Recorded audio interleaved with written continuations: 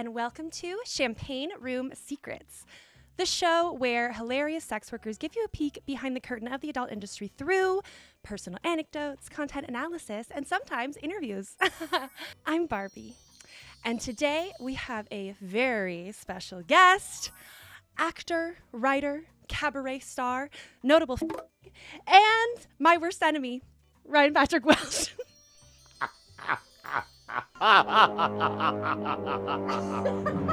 Hey. You might have to turn your mic down to tiny. I'm gonna keep an eye on those levels. If it's blown out. Well, sounds familiar. You know all about blown out, don't you, bitch? Okay, so today. See, when I think of blown out, I think of like a blown out diaper and like nanny. Oh, see, I think of a blown out asshole. You can blow that out. 100%. You ever? Is that like a what is you it know, called? A hot dog down the hallway? Yeah. Prolapse. A rosebud. I forgot my cunty little glasses. Your cunty little glasses. So today our theme is cunt maxing because I'm really into adding maxing to everything. I think like Yeah. most people on the internet are. Oh, stop. Those are really cunty. You actually need to get some. Wait, actually, I want those for my show. Her Instagram is called like animal hair or something. We're drinking dirty martinis. Mine says hot. Mine says gay. I wonder why. I was wondering the same about yours. I'm leaving my own podcast. Oh, Kitty could not make it today. But we are carrying on. Kitty Kapow. I know I owe her money. Them. Canceled. Well, I know you don't watch the podcast because we have our pronouns on there every time we do our intro. Who? Speaking of podcasts. So I know RP. God, when did I meet you? It was literally like 10 months ago. Actually, wait, this is really funny because I'm also friends with your sister. I was in line. I was in line for Bologna merch. This might have been like 3 years ago at this point. And I was talking about this podcast, this very podcast I was talking about. This very podcast. And your sister, Sarah Catherine, was like, wait a minute. My brother's a sex worker. Wait a minute. I know a hooker too. And I was like, wait, which one is your brother in Bologna? He was like, oh, the tall curly-headed one. I said, oh. Oh, the suspiciously large woman. So no one knows what gender RP is, and we're not here to answer that today. No, No. that's something for the world You to want just keep asking. We want to keep them guessing. Yeah, and then we ended up doing so many shows last year together. Yeah, back to back to back to back. Too to back, many to back, to RP back. would say. I think most people would say that about gonna doing ask shows you with me. Okay, I'm not doing this. You know what? I was gonna glue them on, but then we ran out. You know, now We have to go see a movie at 4. We're cunt minimizing. We need to. We need to get blackout drunk, do a podcast, go see a movie in an hour. Well, we're bringing the wine to the movie too. I didn't bring wine. Did you bring wine? Oh, fuck, I forgot wine. Well, maybe we don't need it. I don't know. I can order wine. Yeah, we'll figure it out. So we had just wrapped Jurassic Park, which we've maybe talked about on here as like a play we did last year, and then we did one of your play. It's a play technically. Immersive experience. It's immersive experience. It's a play. It's a haunted house. I don't know. Let me finish my story. Oh, it was no. Sorry, we also did Rocky Horror. I'm thinking of Rocky Horror. So, sorry, we did all Jurassic Park, we did Queer Beret, we did Rocky Horror. The last night of Rocky Horror, I stayed out. I got home at like 8, 9 a.m. Yes. I go to sleep. I wake up. I get a text from our friend Snacks. He's like, Barbie, do you want to do the Oasis SNL? Because like someone bailed. And I immediately say yes. And I didn't know rehearsals were that night. I didn't check any of the dates because I just wanted to do it so bad because I wanted to annoy you so bad. I knew you were doing it and I wanted to annoy you so bad. And then, so I'm like, fuck. And so hours pass. I go to rehearsal. I'm walking behind you, but you don't see me. And you walk into rehearsal and then you turn around and see me and you're like, what the fuck are you doing here? We literally did 4 shows back to back to back. Do you think you like me more now or less?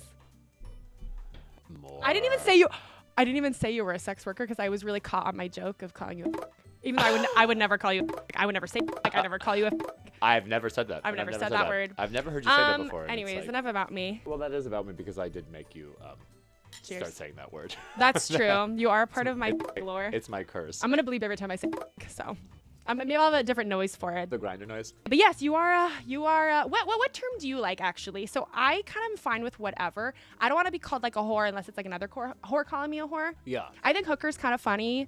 I find hooker to be like, I love hooker with a heart of gold. Yeah, hooker with a heart of gold. Well, do you have a heart of gold? No. So what term do you use? Escort, sex worker? I think I most commonly use sex worker or escort. I was literally at a catering event like on Sunday, like a few days ago, and they're like, oh, what do you do? I was like, oh, I'm a cabaret performer in theater. I'm like, and I'm a sex worker.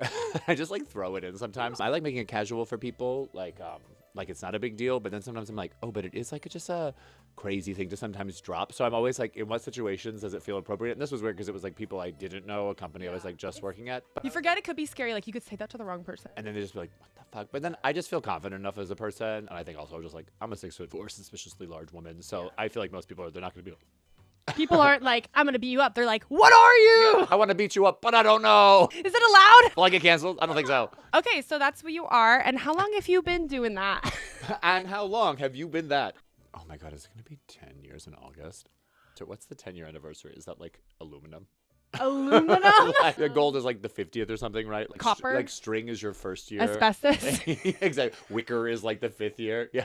10 is asbestos. So you have 10 years. That's crazy. And what was it always all escorting, or did you dabble in any other like Dom stuff or online stuff? I started with Cam.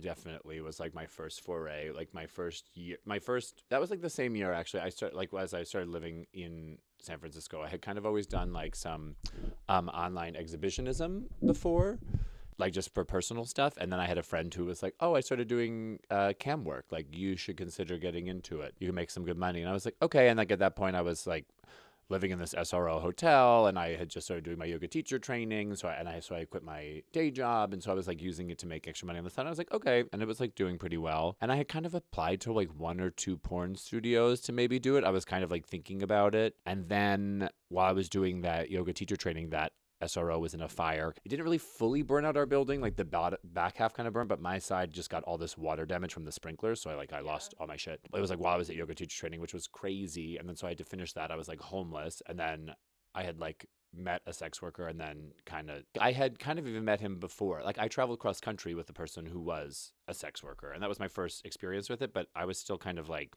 naive to it. And I don't know if I was judgmental, but I just like didn't understand it. But I was just like, that's not really my place to ask. So I never like talked to him about it. I just kind of knew he did it. And then when you come to San Francisco, you just throw a stone and you find a sex worker. We're all sex workers here. Honestly, you find everyone who's like, oh, I did it for like a year, 2 years, a few months, like especially in the queer community. I find that with gay men as well. Yeah, like, gay men, a lot of like, oh, I did that. Oh, I've gotten like $100 for a blowjob. Like it's it'll be like a gay man will be like, well, like I've never done sex work. Well, besides the time I used to get like $100 for getting blowjobs, I'm like, well, that is sex work. It is sex and maybe work, you don't want to have the identity because you don't think you like earned it. Well, no, so it's like a lot of the time that can happen on the app, or like an older guy who maybe you wouldn't like hook up with normally or not your type, but he's like, I'll give you $100 to blow you, and you're like, okay, like what am I gonna say? Like I'm horny enough. Like I'm gonna like Grindr is so like transactional already, and so I think money in that transaction where you're like, well, I'm already seeing like there are plenty of guys who see each other who are just like, we're never gonna see each other again. It's already this kind of like one-off thing is built in. 10 years. Just like 10 years cam work. Yeah.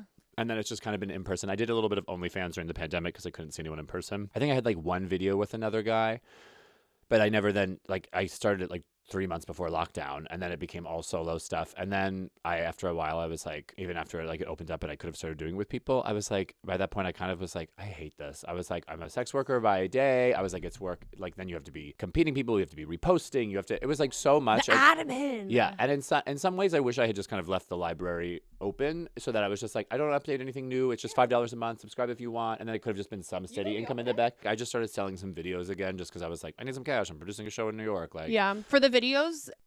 What do you want to say what you do? Like, is it just jerking off? Do you do some role play, some scenarios? It's mostly like, so I have a big dick, and like guys, like when you like there's a certain he does. Yeah. And there's a certain slanging around all the time. Slanging it around. I know, we did 4 shows together last year. I saw it a lot. I mean, at this point, I'm trying not to look. I'm trying to be respectful. I'm trying to find this words to describe this girl without being disrespectful. Anyways, I interrupted you again. Damn, that's a big ass dick. Okay, anyway, sorry, I'm writing my own theme music. Write that down. That's good. Wait, write that down. Write that down. Someone write that down. But guys like dirty talking like about it, or like they like there's like SPH, small penis humiliation. So like that. I used to be an SPH. Yeah, because diva. you did like giantess, like and stuff. Well, but even before the giantess stuff, like, and I got so creative. I do think like us, like creative folk, you know, with like improvising and stuff. Well, also like because I'm one of the reasons people like me doing it is like, I'm like turned on by dirty talk in the first place, but I don't find it like unnatural. Like I've watched videos where you're like, you can tell that this is like. Yeah. But also you're a performer too. Totally. So I know how to like artist. get into the mood of like really like people will be like, this is the hottest thing ever, and like I don't even charge them that much, but I'm just like, here you go, and like here's a short 2-minute clip. But I just started selling to someone last week who then ended up becoming like a Finn sub. Like I'm fin-doming right now, so now I've made like almost $1,000 in a week, which is like great. Wait, Which what? is like, yeah, it's That's been nice. amazing. Congratulations. Wait, that's incredible. I know, it's really nice. Yeah, he'll send me like at least $25 usually a day, and then like sometimes like when we're getting into it, I'll be like, oh, just send me what I deserve, and he sent like 200 one time, and I was like, fuck yes. And it is hot because he's like, that's what you deserve. And Well, like, hey, if you want to send, like, that is what I deserve. So you want to send this diva some money. Yeah. The books are open. The books. The books. They're open, bitch. They've never been more open. Well, it was one of those things where I was like, you just need to get onto online with like the right people. Wow. Try one of Wait, these okay, I was things. going to ask you. Yes, try it. Have you ever jerked off to a video of yourself? Yeah. So have I. Okay, I I was hoping you were to say yes. Wait, okay, let's do a quick little side note because I think we were hitting on something really interesting earlier before we were recording, which is that RP and I were both losers growing up. Wait, is that the right way? Guess what? We are annoying because we always. But guess what? We are annoying. However, what I learned today was that you were also like a really awkward, shy, quiet kid. 100%. And I am running to this thing now where I mention that to people. And then they're like, what do you mean? You're so like loud and annoying and you talk too much and shut up. And oh my gosh, stop like doing all my drugs.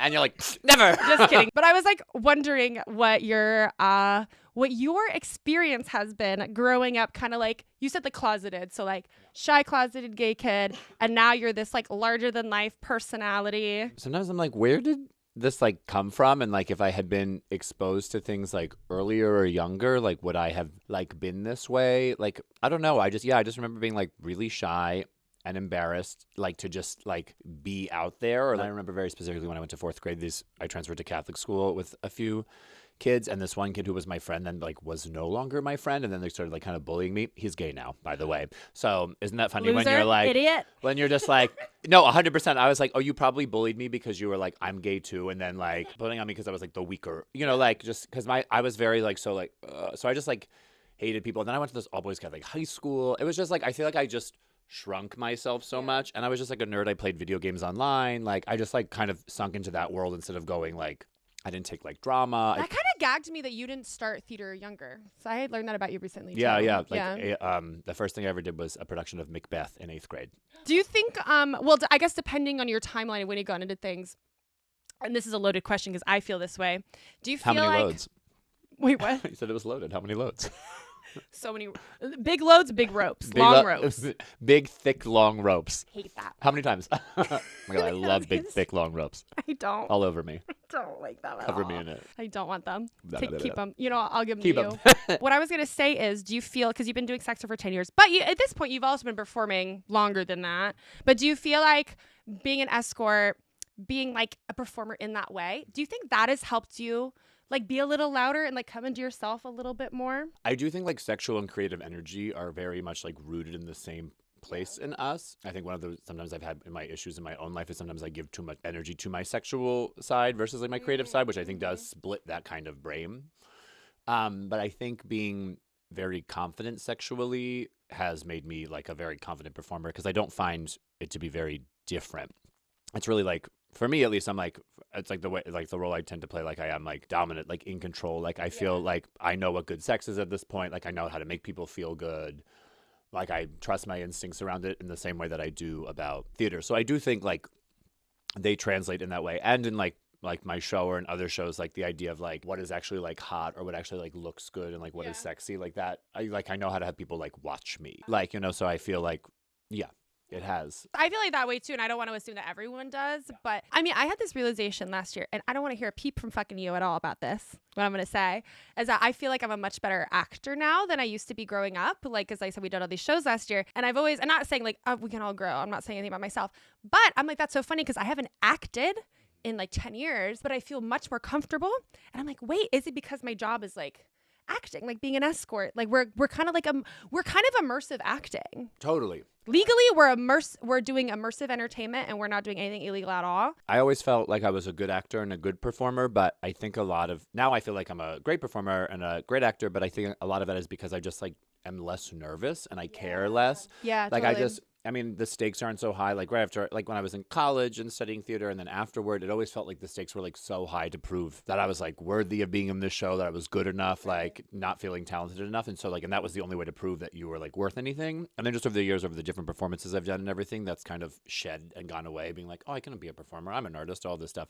But I do think sex work has also like boosted that like confidence. So I think it's that combination of both being like, where at this point I'm like, I'm a hooker. Like, I can fucking do it. It's like I'm not right for everything. Doesn't mean I'm the best actor. Doesn't mean I'm the best singer or any of these things. But I think I'm just less nervous about, like, going for it. And I think the more you're willing to go for it, the more you're willing to just be like, that, I mean, you're just better. Because, like, in sex work, is like, and not to say all the time, but like sometimes the stakes can be high. Yeah. You meet someone new. Something bad could happen to me. Something bad could happen. Yeah. But you still have to perform, deal with all the logistics and the potential danger, and also perform and do good at your job. And then you're just like, wait, so I just have to do one part of that, which is just acting. Yeah. But I'm not, like, my life isn't in danger. That's crazy. You know? Yeah. The stakes are just like way different. Totally. Yeah. I think it's like a combination of those things. That's definitely played like a part in it. Yeah. Like I've never thought about it directly, but like, yeah, 100%. Let's talk about your show. Sex Camp and Rock and Roll. Sex Camp Rock and Roll, baby. So yeah, Mimi, do you want to just take me through like when it started? So you started like 4 years ago? 4 years ago. Yeah, June 2022 was the When first did you time start writing it? It has been conceptualized in my head probably since like 2018, but not even like what it became. I just knew, I think I found an old notebook where I was writing notes, and I think my original name was like Love Camp Rock and Roll, or like Camp Love Rock and Roll. Like I had something like that, and I remember being like, oh, I think this is it. Like that was like kind of and I don't remember when it became Sex Camp Rock and Roll. Yeah. It had been marinating in my head that I wanted to do a cabaret show. I had done one in like 2017. So it always started as a cabaret show. Yeah, I had done a cabaret at Martuni's. Like you would have like a band to be singing and have like background like singers, dancers. Yeah, I think it kind of grew to that. Like I knew I wanted to do. I'd done one at Martini's with a little band, and I had mostly told a little bit of story, but I was so nervous about getting through it. And I remember my friend afterward, he was like, "I loved your show." He was like, "I just wish you had spoken more in between the songs," because he was like, "I loved hearing what you had to say." And I was like, "Oh, good," but I was so like, "I just gotta get through it." And then so like that helped kind of kick that into gear. And then it just, I mean, I've always had like a love for like Bette Midler, and like she in a lot of her shows later always had like these like backup trio of women or something. Like, and I miss that art of like entertainment. So I think there was like that element wanted to come into it to me. Originally I wanted to have 3 girls, and then like the other woman I asked couldn't do it. So then it became 2. The cunts, were they always called the cunts? No, the cunts came, I think when we got like I did it once as a one-off. In June 2022, it was like 2.5 hours. It was so long. I couldn't believe that we just kept slogging through it. I had like something like 17 songs in it. Like it was so crazy. I had like no voice by the end. I did like 2 encores. It was nuts that we did it, but people loved it and they gave it a standing ovation. And then Darcy gave me that residency so we could develop it. So somewhere in like the second or third performance there, like Sharon and Ruby were like, we need a name. And I couldn't remember who said it, but Ruby was like, oh, I came up with it, which I believe. Ruby always comes up with really good band names and stuff. So like the Cunts. And then we were like, yes. And then like we named the band. I was like, oh, the band should be the Grunts. So it's like the Cunts and the Grunts. That's so cute. And then it's like, and originally like they didn't wear wigs, and then it was like after we did like our residency, then it was like they were like, maybe we want to do like, it's been fun because they've developed the show. So anyway, let me say what the show even is. Oh yeah, I was like I'm sorry, I didn't like I didn't intro it at all. No, we're getting it. I call it's Sex Camp Rock and Roll is a musical cabaret. Fantasia about sexuality and sex work, a show that touches people and then they touch themselves.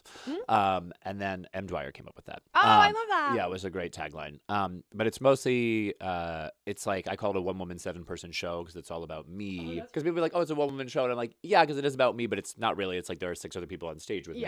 Yeah, and I love having the backup divas, but it's like, we kind of go from like it kind of explores my life in like a horny, like queer sexuality way, and then we kind of get into the story of me like getting into sex work and my reflections on sex work and how that's affected my life and my own sex life and relationships, and it's like a meditation on in the middle, but then also through my own presentation and queer sexuality and also kind of queerness in general, and big and sparkly, and also like lots of entertainment. Yeah, and so it's kind of developed over the last 4 years through like Oasis, which helped me in the beginning, and then I've just been self-producing since. And then we took it to the Edinburgh Fringe Festival in August 2024, which was amazing. And then I took like almost a year off, 10 months off. We did it last May, which was great. And kind of the show is always like, I mean, it's been like being tweaked and like slowly evolved. And then last year I felt like it really hit its format, and then it's going to pretty much be the same. Where now it's been a year, but I'm doing it for a weekend in New York in New I don't know when this will York drop, but debut. mid- You're yeah, if off, you're there- off Broadway. Broadway debut. So that's exciting, and it's been cool because that show, I think when I started to do sex work, I remember always thinking like, this will be something that at some point, if I'm ever a successful performer or anything, like people would know I do. There's really like I just don't, I'm so tall and like I'm kind of distinct looking and I have this like curly hair. How tall are you? How tall are you? Should I get the measuring Yeah, tape? I know, because Barbie doesn't Wait, think. can I guess? 6'4". 6'4". But we did this conversation before. No, but I forgot because I was probably drunk. Anyways, I'm really good at guessing heights, so I'm glad I was right. You're 6'4" and you're 38.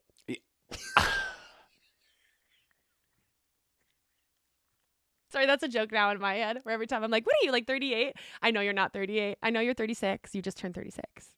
Because we had a joint birthday party that we can't talk about. Yes, our legal production of something. Sorry, you were on a really good roll. Yeah, I don't know if I knew it was going to be so intertwined at first, but I think after a few years in, thinking about like the art I wanted to make, and I've been a neo-futurist where you, for 3.5 years, and you're writing all these plays all the time, and it's all about your life, and so that made me a good writer about writing about my life. And then I was like, what do I know? I was like, I know sex work. Like that's what I've been doing for like the longest. It's my longest term job. It's like what I'm most familiar with, and I'm in tune with that. So the best art is stuff you really, I think, have personal experience. And so even when I first did the show originally, I hadn't imagined it being so personal. I had kind of wanted just like it to be like, it's about sex, it's about camp, it's about rock and roll. Like, but the more and more I pared it down into being like a great show, is like the more it's like actually personal. It really is about me. Yeah. It all kind of comes back to that. Like all the things that were fun, like I used to love, in the first one I did, the Debbie monologue from Addams Family Values. I was like, love that monologue. Exactly, because I just wanted to do that monologue. Malibu Barbie. I was a ballerina,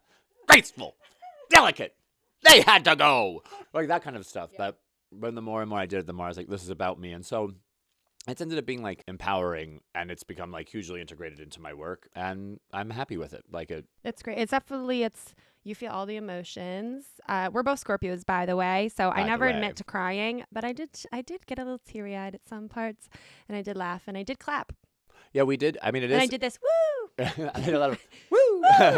And a lot of boo! Yeah. Get off the stage! No, I mean, that is a constant thing I get after the show, is when people are like, I wasn't really expecting to, but like you made me cry, or self-reflect, or I've gotten comments from people who were, I think one of my favorite was this shadow puppet guy who saw the show because Ruby and Sharon, my two original cunts, had done the show with him, and he came to the show, and then when I was understudying and swinging for Wizard of Oz at ACT, he was working on that, and he came up to me and he was like, I saw your show at Oasis, and I just have to tell you, I don't relate to anything in your story, like personally, like I didn't go through any of those experiences, but he's like, it still made me reflect on my own life like a lot. Like I still found it like really valuable in the way that you shared, that it made me reflect. So I've like got this feedback where I think just in the vulnerable sharing of my own experience, it like empowers people to reflect on their own, particularly like in the sex way. But I also had a friend who once brought another friend, and she's a sex worker, and she was only like 21 and had been doing it for like 2 years. And he said she like wept throughout the entire show. And so like that's really empowering, and just the way of just the representation of it, and it normalizes it, and it starts an interesting conversation. I had a woman confess to me about how this whole affair she was having like on her, it was crazy. I can't go into too many details because I don't want to like. People say the craziest shit when like artists like make them feel, and it's like fine, like no hate I guess to anybody, but it is like it cracks people open, and sometimes like then people have to like say it all to you, and that's well and good. We as artists, we love inspiring people, but sometimes it is a little bit like I don't maybe want to receive that all the time, but but it's still like very like touching, and like you feel very honored that someone like you cracked that open for somebody. It was just one of those things where I was like, wow, you feel so comfortable with me because I was at that level. You were of vulnerable too, right? Yeah, so exactly. It's like, it inspires people to be vulnerable. Exactly. So it's like, it's been cool that the show does that, and it does it because I'm talking about this thing that is very personal, and also that a lot of people don't know a lot about. Yeah. It's like as much as people know sex work exists, it's still like clouded in all this mystery all the time. Right. It's so misunderstood, and it's such a small layer of sex work. Like I'm such a small piece of like the whole thing of sex work. Like it's such a long, complicated, such a big web of like so much of us. So it's just a small piece, but even that is like really valuable in just like kind of demystifying and normalizing. Hey, that's why we're here. That's why and that's the more you know. Da-da-na-na. education. I used to say, well, last season I would say, and that's that me espresso.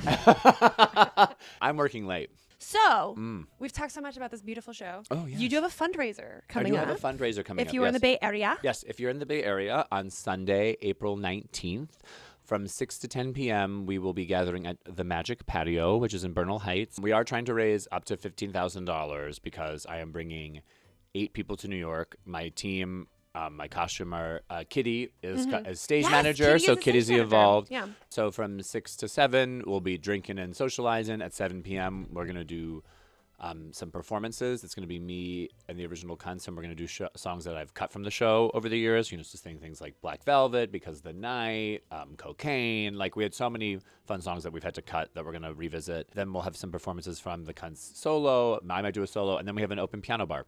If any fan of the podcast wants to come, I will sing a song. Yes, exactly. If RP lets me. Oh no, we're gonna have it be like, I wanted it to be like, come, like saying, put some money in the jar, come often. So come on and check that out if you are in the Bay Area. Woo!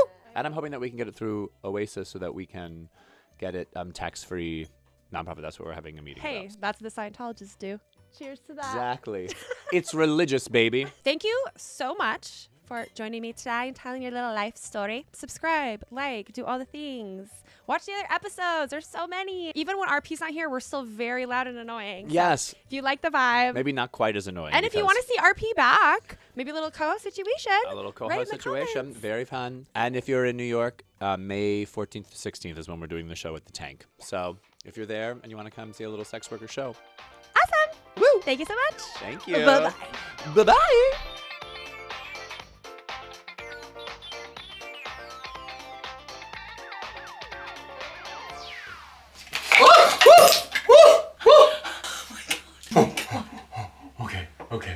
Okay.